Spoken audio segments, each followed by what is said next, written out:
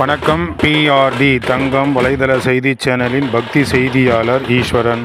ராணிப்பேட்டை மாவட்டம் ஆற்காடு வி.சி. ராமலிங்கம் மணிக்கட்டு தெருவில் எழுந்தளிருக்கும் அருள்மிகு ஸ்ரீ கங்கையம்மன் ஸ்ரீ மாரியம்மன் ஆலயத்திற்கு 108ஆம் ஆண்டு விழா.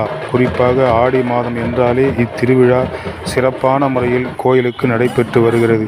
ஆடி மாத கூழ்வார்த்தல் திருவிழா முன்னிட்டு காலையில் அம்பலுக்கு பல்வேறு விதமான அபிஷேகங்கள், ஆராதனை, தீபாராதனை, அலங்காரம் நடந்து முடிந்து பின்பு மகா தீபாராதனை நடைபெறுவதற்கு காலையில் ஆற்காடு பாலாற்றங்கரையிலிருந்து தாரை தப்பட்டை மேல தாளத்துடன் கரக ஊர்வலம், அம்மன் பூ அலங்காரத்தில் ஊர்வலம் வருவதையும் இந்த தொகுப்பில் காணலாம்.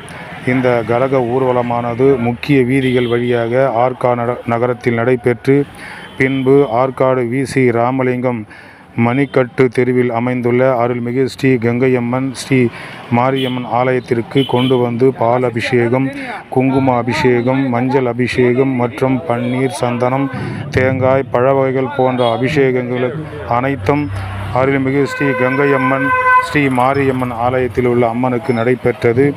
இதில் வி.சி. ராமலிங்கம் தெருவில் உள்ள நாட்டாண்மைதாரர், கோயில் நிர்வாகிகள், ஆலய நிர்வாகிகள்,